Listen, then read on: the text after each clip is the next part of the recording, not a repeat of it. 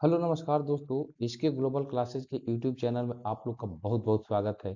तो दोस्तों, आज आप लोग के लिए बहुत ही शानदार क्लास आप लोग के लिए है, जो कि जीके के हम लोग 21 यानी कि 21 प्रश्न देखेंगे। कहने के लिए 21 है, लेकिन आप लोग को 50 प्लस प्रश्नों को इन्हीं 21 प्रश्नों में से मैं आप लोग को बहुत अच्छे तरीके से समझा कर बता दूंगा। तो आप लोग वीडियो के लास्ट तक बने रहिएगा, और चैनल पर नए हैं तो चैनल को सब्सक्राइब करना ना भूलिएगा। दोस्तों, अभी बीच में 4-5 दिन से मैं आप लोग के लिए वीडियो अपलोड नहीं कर पा रहा था, क्योंकि मेरा तबीयत थोड़ा सा खराब था, और अभी भी मैं 100% जो है ठीक नहीं हुआ हूँ। लेकिन अभी इस स्थिति में हूँ कि आप लोग के लिए वीडियो जो है अपलोड कर सकूं।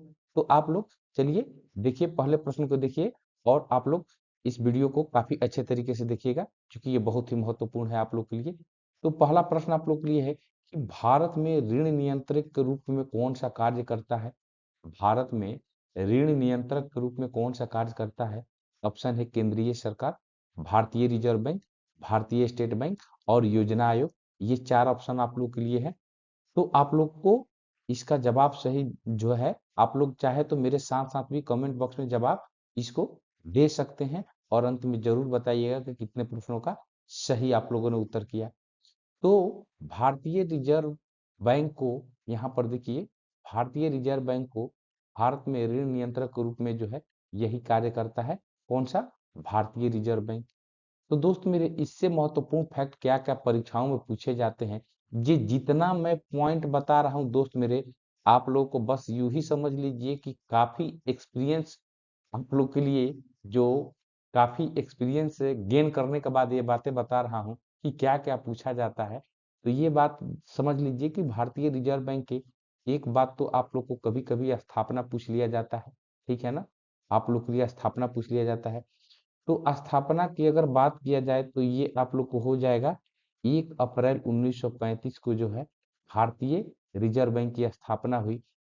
राष्ट्रीयकरण भी कभी कभी पूछ लिया जाता है, ठीक है ना, कि भारतीय रिजर्व बैंक का राष्ट्रीयकरण कब हुआ, या आरबीआई कह लीजिए इसको, ठीक है ना। इसको अंग्रेजी में आरबीआई भी कह दे तो आप लोग घबराइएगा नहीं। आरबीआई या भारतीय रिजर्व बैंक, बात एक ही हुई। तो राष्ट्रीयकरण कभी कभी पूछ लिया जाता है। तो राष्ट्रीयकरण जो है मेरे भाई, ये आप लोग को 1949 में जो है भारतीय रिजर्व बैंक का राष्ट्रीयकरण हुआ, ठीक है। तो ये दो बातें जो है आप लोग अच्छे से याद रखिएगा। और भारतीय रिजर्व बैंक का जो महत्वपूर्ण एक और कार्य होता है, क्या होता है दोस्तों, तो ये करेंसी नोटों को, करेंसी नोट की जो छपाई है, करेंसी नोट की जो छपाई है, ये भारतीय रिजर्व बैंक के द्वारा ही इसको किया जाता है, ठीक है ना। करेंसी नोटों की छपाई, ठीक है। और उस पर आरबीआई के गवर्नर का साइन रहता है। बाकी 1 रुपए और 1 रुपए के नोट, या 1 रुपए के जो सिक्का कहें, उस पर आप लोग को वित्त मंत्रालय का, उस पर वित्त मंत्रालय के द्वारा वो सब चीजें निर्गत की जाती है।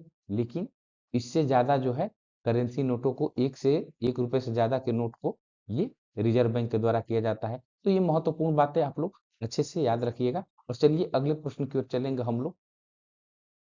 अगला प्रश्न, दूसरा नंबर आप लोग के लिए है। देखिए, ये साइंस से प्रश्न है कि बेकेलाइट निम्नलिखित का बहुलक है। बेकेलाइट की बात की जा रही है। ये बहुत ही दोस्तों, ये एक महत्वपूर्ण आम आम जिंदगी में यूज होने वाला ये एक बहुलक है। चलिए इसका एग्जांपल भी बताऊंगा। फिलहाल आप लोग देख लीजिए, फॉर्मल्डिहाइड, फिनोल, या ए या बी दोनों, इनमें से कोई नहीं। ये चार ऑप्शन आप लोग को दिए गए हैं। तो इसमें से ऑप्शन सी जो हो जाएगा, ये आप लोग को सही जवाब हो जाएगा। और दोस्त मेरे, थोड़ा सा मेरा गला जो है अभी उतना बढ़िया नहीं हुआ है, सर्दी खांसी बुखार से, चूंकि मैं काफी दिनों से थोड़ा सा हो गया था। तो आप लोग थोड़ा सा मतलब मैनेज कर लीजिएगा। बाकी 2-3 दिनों में मैं अगर पूरा क्योर हो जाऊंगा तो आप लोग के लिए रेगुलर क्लासेस मिलते रहेगी। बाकी चलिए देखिए इस प्रश्न को। तो बेकेलाइट की बात की जाए तो पहले तो ये देख लीजिए कि इसका उपयोग किसमें किया जाता है। तो बेकेलाइट ये फॉर्मल्डिहाइड और फिनोल का मिश्रण होता है, ये बात समझ लीजिए, ठीक है ना। फॉर्मल्डिहाइड और फिनोल का मिश्रण होता है। इसका उपयोग कहाँ कहाँ होता है, ठीक है। उपयोग की अगर बात किया जाए तो देखिए, अब रेडियो में, तो रेडियो तो अभी उतना रह नहीं गया है। रेडियो कह लीजिए, या टेलीविजन का जो आप लोग को जो केस बनता है ना, यानी कवर जो बनता है, ऊपर जो प्लास्टिक का रहता है, आप लोग देखते हैं, तो उसमें टेलीविजन के केस बनाने में, ठीक है ना। या आप लोग कह लीजिए कि जो प्लास्टिक की बाल्टी उल्टी होती है ना, प्लास्टिक की बाल्टी उल्टी, तो उसमें ये बेकेलाइट का प्रयोग किया जाता है। तो बेकेलाइट देखिए कई बार ये पूछ लिया जाता है कि बेकेलाइट आखिर में होता है क्या? तो दोस्त मेरे इसको भी आप लोग याद रख लीजिए कि यह एक प्रकार का प्लास्टिक होता है, ठीक है ना? ये एक प्रकार का प्लास्टिक होता है जो पहली बार गर्म होने पर मुलायम हो जाता है, ठीक है ना? मुलायम हो जाता है और इसको जिस रूप में ढालिएगा उस रूप में ढल जाता है। जिस रूप में ढालिएगा जिस रूप में ढालिएगा उस रूप में ये ढाला जा सकता है, ठीक है। लेकिन लेकिन एक चीज और ध्यान रखिएगा, इसको दोबारा आप लोग गर्म कीजिएगा तो वो मुलायम नहीं होता है, ये बात भी आप लोग ध्यान रखना है, ठीक है ना। तो ये सिर्फ पहली बार गर्म होने पर मुलायम होता है और जिस रूप में आप लोग ढालना चाहते हैं वो ढाल सकते हैं। तो ये एक प्रकार का प्लास्टिक है। तो मैं आशा करता हूँ कि ये बात जो है आप लोग को अच्छे तरीके से समझ में आ गई होगी। चलिए अगले प्रश्न की ओर चलेंगे हम लोग। अगला प्रश्न देखिए यहाँ पर तीसरा नंबर है कि दो वस्तुओं के बीच की दूरी जब आधी कर दी जाती है तो उनके बीच गुरुत्वाकर्षण बल क्या होता है। ये कई बार का रिपीटेड क्वेश्चन है, चाहे वो आप लोग को रेलवे हो, एसएससी हो या बैंक हो। ये बीपीएससी में भी क्वेश्चन कई बार रिपीट किया हुआ है। तो आप लोग ये मत समझिएगा कि सिर्फ एक ही परीक्षा के लिए कोई सेपरेट है, सभी परीक्षाओं के लिए महत्वपूर्ण है। ऑप्शन आप लोग के पास से दोगुना हो जाता है, 4 गुना हो जाता है, आधा हो जाता है या अप्रभावित रहता है, ठीक है। तो दो वस्तुओं के बीच की दूरी जब आधी कर दी जाती है तो उनके बीच का जो गुरुत्वाकर्षण बल होता है दोस्त मेरे, वह 4 गुना हो जाता है, ठीक है ना। वो क्या हो जाता है, 4 गुना हो जाता है, ठीक है। इस बात को आप लोग ध्यान रखिएगा, ठीक है। दो वस्तुओं के बीच की दूरी जब आधी की जाए तो उनके बीच के गुरुत्वाकर्षण बल 4 गुना हो जाता है, ठीक। अब देखिए यहाँ पर कभी कभी क्या होता है, कभी कभी परीक्षा में पूछ लिया जाता है कि किन्हीं दो पिंडों के बीच लगने वाले बल, ठीक है ना, किसी दो पिंड के बीच अगर लगने वाले गुरुत्वाकर्षण बल की बात किया जाए, दो पिंड के बीच लगने वाला गुरुत्वाकर्षण बल पूछ ले, उसका मैं फॉर्मूला बता देता हूँ। लगने वाला बल, ठीक है ना, तो ये होता है आप लोग को F बराबर आप लोग सुने होंगे G m1 into M2 public R²। ये फार्मूला आप लोग हमेशा सुने होंगे। जहाँ G होता है ये ग्रेविटेशनल कांस्टेंट होता है, ठीक है ना। और इसका मान भी कभी कभी पूछ लिया जाता है। ये कैपिटल G जो होता है ना, ये गुरुत्वाकर्षण नियतांक जो बोला जाता है, इसका मान कई बार परीक्षाओं में पूछ लिया जाता है। तो ये भी मैं लिख दे रहा हूँ 6.67 यानी कि 6.67 गुना 10 के पावर -11 न्यूटन मीटर स्क्वायर पर केजी स्क्वायर होता है, ठीक है। न्यूटन मीटर स्क्वायर पर केजी स्क्वायर होता है, ठीक है। और यहाँ M1 M2 जो होता है ये दोनों पिंडों का द्रव्यमान होता है, ठीक है ना। तो ये बात आप लोग अच्छे से ध्यान रखिएगा। तो यही बातें आप लोग समझ लीजिए, ठीक है। चलिए अगले प्रश्न की ओर चलेंगे हम लोग। देखिए यहाँ पर चौथा नंबर प्रश्न आप लोग के लिए है कि निम्नलिखित में से किसका संबंध सूफी संतों के साथ है। चार ऑप्शन दिए गए हैं, त्रिपिटक, दखमा खानका और सिनेगॉग, ठीक है ना। तो इन चारों ऑप्शनों में से कौन सा ऑप्शन जो हो जाएगा सूफी संतों के लिए ये रिलेटेड हो जाएगा। तो दोस्तों ये खान खाह जो है ये आप लोगों को सूफी संतों से रिलेटेड होता है, ठीक है ना। तो खान खाह एक्चुअली कहा किसको जाता है, तो देखिए सूफी संत जिन आश्रमों में रहते हैं ना, ये सूफी संत की बात की जा रही है। तो सूफी संत जिन आश्रम में रहते हैं, जो आश्रमों में वो रहते हैं सूफी संत, मैं लिख दे रहा हूँ, सूफी संत जिन आश्रमों में रहा करते हैं, ठीक है ना, उन्हें खानकाह कहते हैं, ठीक है ना। उन्हें खानकाह कहते हैं या दूसरे भाषा में मठ भी कहा जाता है। खानकाह कह लीजिए या मठ कह लीजिए, बात एक ही हुआ, ठीक है ना। ये बात आप लोग को ध्यान रखना है। और देखिए यहाँ पर ऑप्शन में एक दो चीज है जिसको देख लेना थोड़ा सा जरूरी है। ये त्रिपिटक का कभी पूछ दे तो त्रिपिटक जो दोस्तों आप लोग समझ ही रहे हैं, ये बौद्ध धर्म से संबंधित है, ठीक है ना। ये बौद्ध धर्म से। और सिनागोग की बात की जाए तो सिनेगॉग जो होता है ये यहूदियों का यहूदियों का ये पूजा स्थल होता है। कौन सा, सिनेगॉग, ठीक है ना। तो ये बातें आप लोग को परीक्षा में कई बार पूछे जाते हैं। त्रिपिटक वाला भी पूछ लिया जाता है, खानकाह भी पूछ लेगा, सिनेगॉग भी पूछ लेगा। तो आप लोग अच्छे तरीके से इसको देख लीजिएगा। और दोस्तों अभी तक अगर आपने चैनल को सब्सक्राइब नहीं किया है तो चैनल को सब्सक्राइब कर लीजिए। चूंकि मेरा मकसद ही रहता है आप लोग को टॉप लेवल का कंटेंट जो है आप लोग को बिल्कुल जबरदस्त तरीके से आप लोग के समक्ष में दूं। ठीक है, चलिए अगले प्रश्न की। अगला प्रश्न 5वां नंबर है कि जब बर्फ के एक टुकड़े पर दबाव बढ़ाया जाता है तो उसका गलनांक क्या होता है।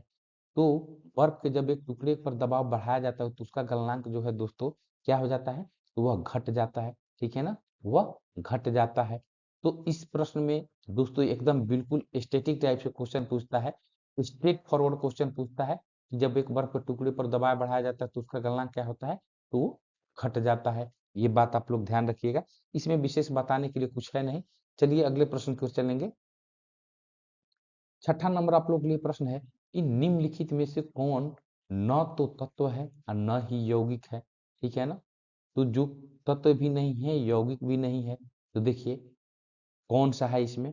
तो दोस्तों यहाँ पर देखिए ऑप्शन है जल, सोडियम क्लोराइड, पारा और वायु। तो इसमें से ऑप्शन ये वायु जो हो जाएगा ना, ये आप लोग को बिल्कुल सही हो जाएगा। क्योंकि ये वायु जो होता है ये गैसों का मिश्रण होता है। ठीक है ना, ये गैसों या पदार्थों का मिश्रण होता है।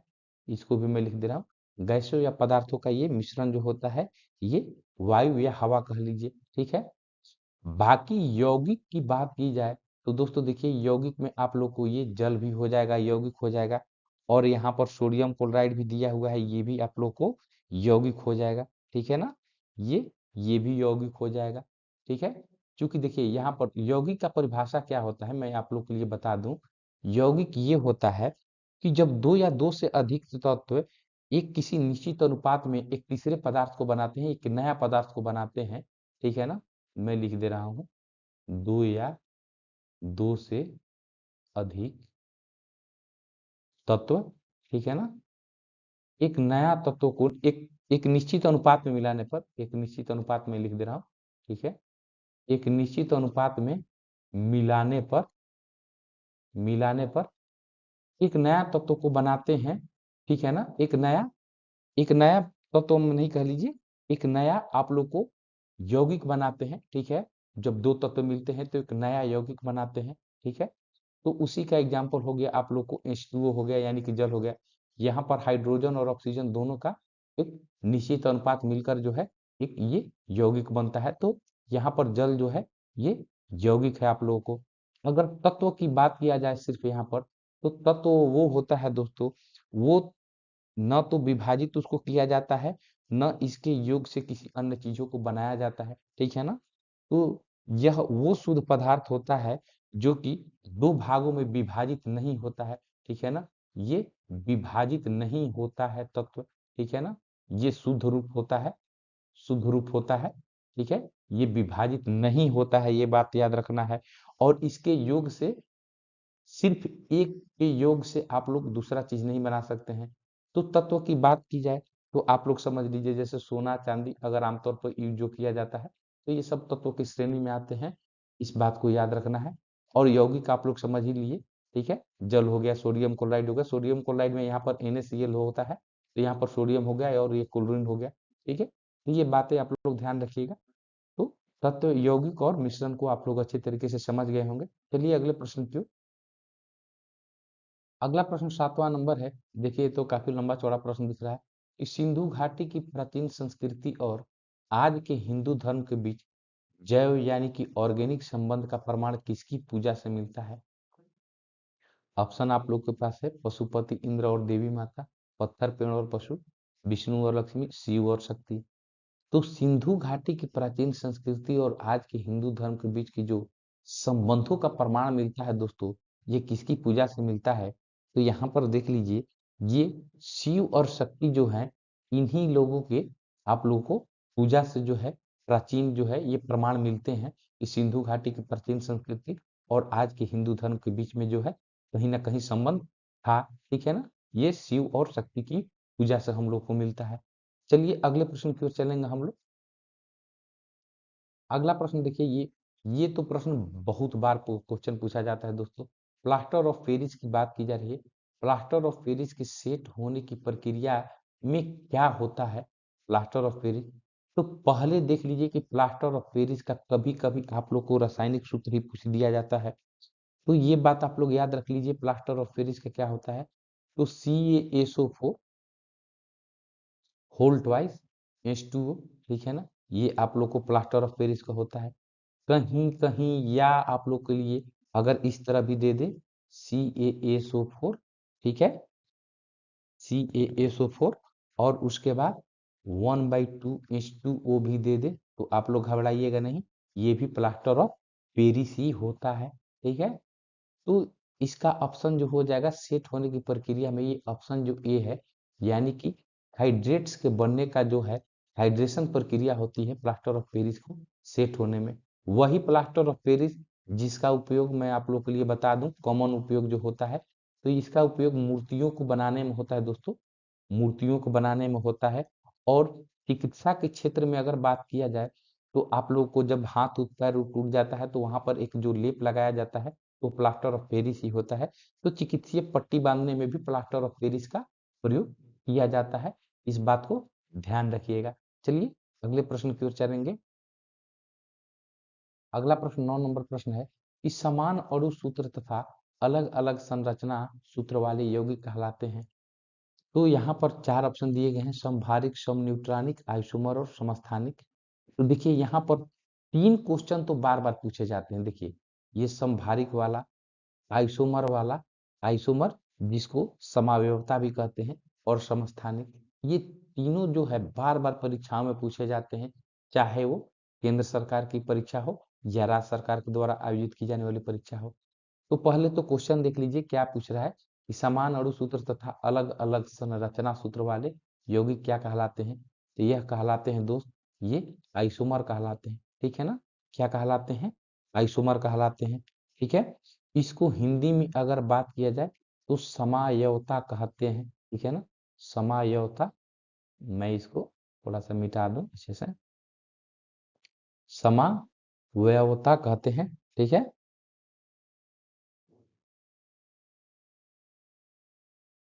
ठीक है, समायोता कहते हैं। ये बात तो प्रश्न वाली हो गई। समभारिक की अगर बात किया जाए तो समभारिक नाम से ही आप लोग को यहाँ पर क्लियर हो रहा है कि यहाँ पर परमाणु द्रव्यमान जो होता है ना, यहाँ पर जो परमाणु द्रव्यमान समान होता है, ठीक है ना, तथा ये परमाणु क्रमांक भिन्न होता है, परमाणु क्रमांक भिन्न होता है किसमें? समभारिक में, ठीक है ना। परमाणु द्रव्यमान कहने का मतलब कि एटॉमिक वेट और परमाणु क्रमांक या एटॉमिक नंबर कह लीजिए, ठीक है ना। तो यहाँ पर परमाणु द्रव्यमान समान होता है लेकिन परमाणु क्रमांक भिन्न भिन्न होते हैं किसमें? समभारिक में। उसी तरह समस्थानिक की अगर बात किया जाए तो यहाँ पर ठीक उल्टा हो जाता है, यहाँ पर परमाणु क्रमांक समान हो जाते हैं, परमाणु क्रमांक जो है ये समान हो जाते हैं तथा परमाणु द्रव्यमान भिन्न भिन्न होते हैं, ठीक है।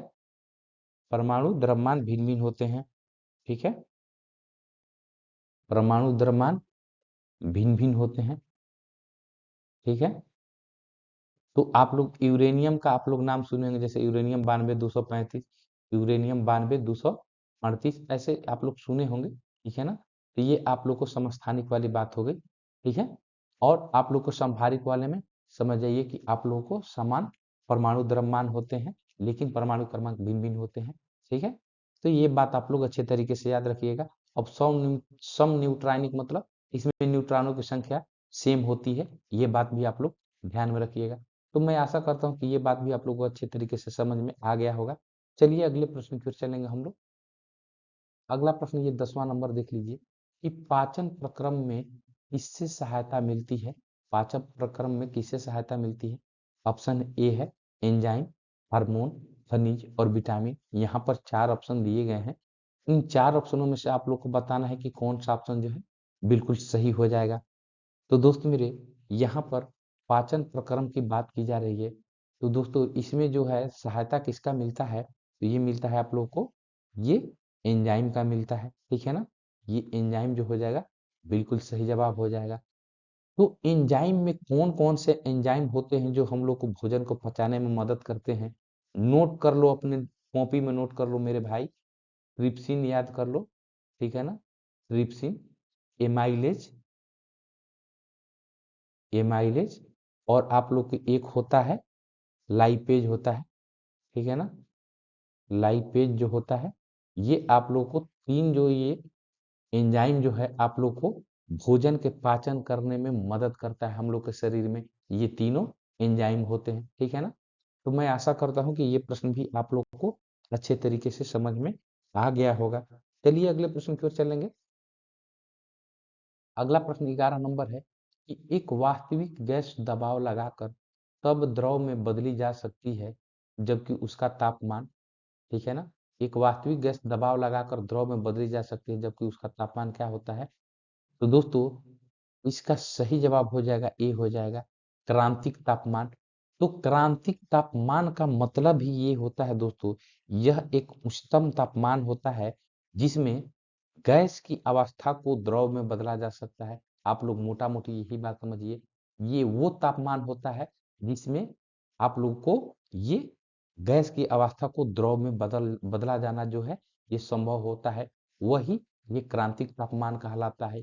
ये क्रांतिक तापमान मतलब होता है ना कि जैसे पानी का बॉइलिंग अपना पॉइंट होता है, उसके बाद खौलना चालू कर देता है, उसी तरह एक क्रांतिक तापमान होता है। उसको उसके बाद से दोस्तों ये आप लोग को गैस जो है वो द्रव की अवस्था में बदल जाता है या बदला जा सकता है। ये बात याद रखिएगा, ठीक है। तो यही प्रश्न है आप लोग को क्रांतिक तापमान से। तो आशा करता हूँ कि ये बात भी आप लोग अच्छे तरीके से समझ गए होंगे। चलिए अगले प्रश्न की ओर। बहुत अभी महत्वपूर्ण प्रश्नों को आप लोग आना बाकी है दोस्तों, तो आप लोग वीडियो के अंत तक बने रहिएगा। और चैनल पर नए हैं तो चैनल को सब्सक्राइब करना ना भूलिएगा और लाइक करना ना भूलिएगा और अपने दोस्तों को शेयर करना भी ना भूलिएगा। चलिए अगले प्रश्न की ओर। 12 नंबर प्रश्न आप लोग के लिए है कि भारतीय रिजर्व बैंक के खुले बाजार की कार्यवाही किसे कहते हैं। तो ओपन मार्केट पॉलिसी आप लोग को आरबीआई के द्वारा कई बार सुने होंगे। तो खुले बाजार की कार्यवाही जो होता है उसे किसे कहा जाता है। यहाँ पर चार ऑप्शन दिए गए हैं। स्टॉक्स का क्रय विक्रय, विदेशी मुद्रा की नीलामी, प्रतिभूतियों में व्यापार, स्वर्ण का क्रय विक्रय।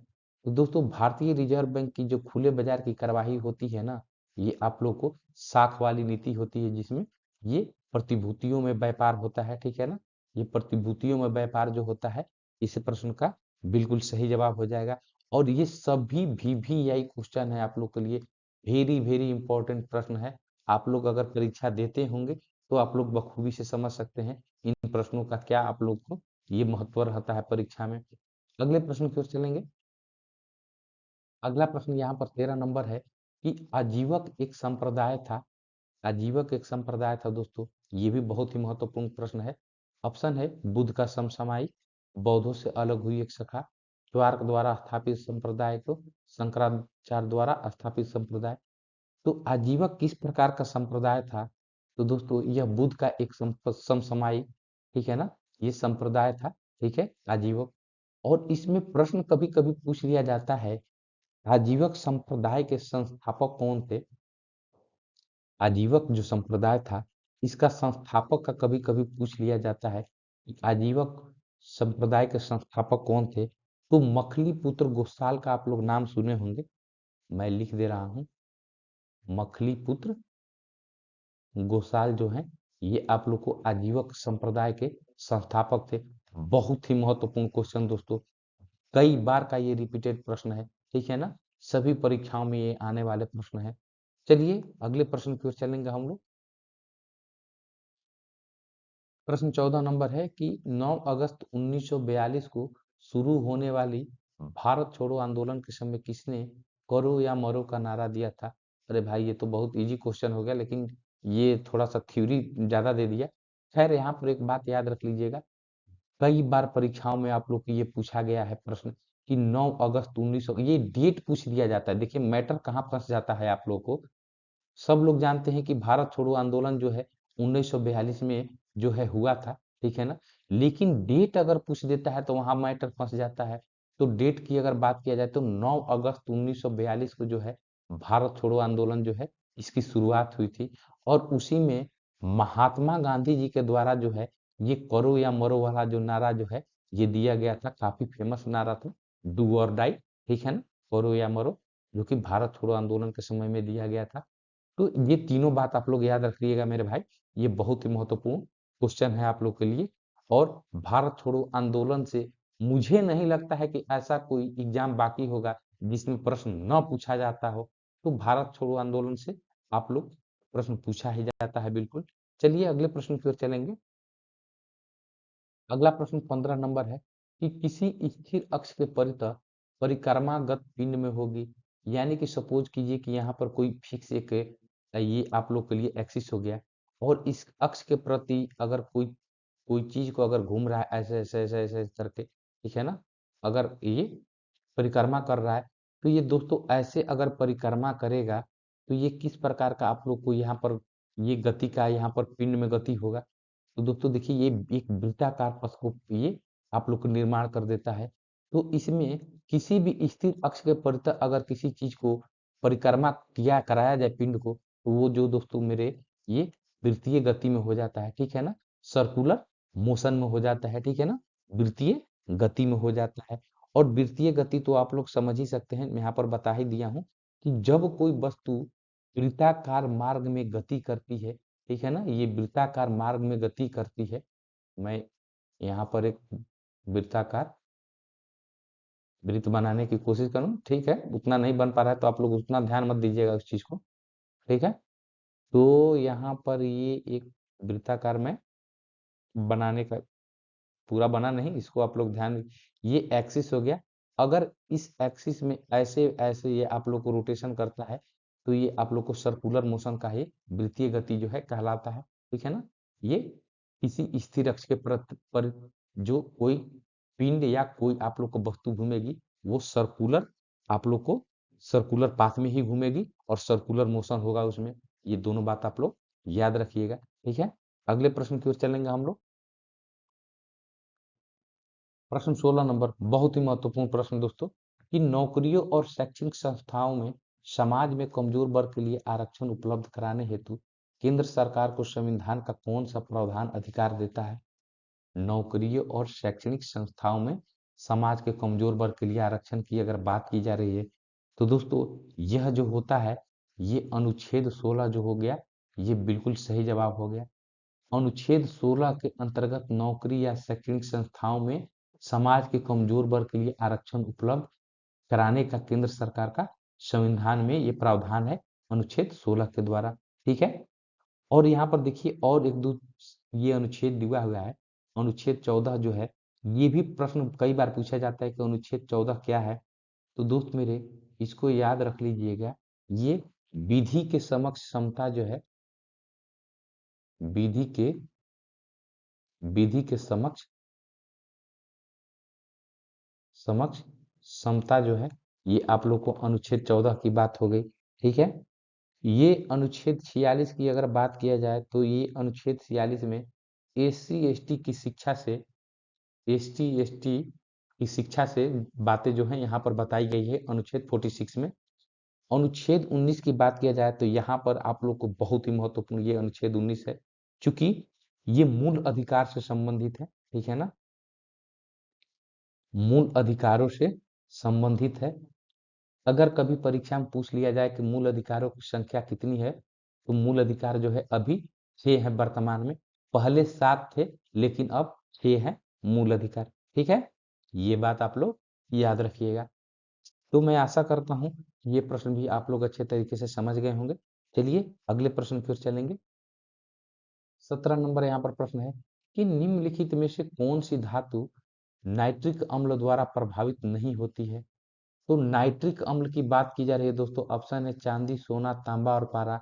और नाइट्रिक अम्ल से प्रभावित न हो, तुरंत यहाँ पर सोना लगाइए, गोल्ड लगाइए, क्योंकि सोना के शुद्धिकरण में जो ही है, ये नाइट्रिक अम्ल का प्रयोग होता है।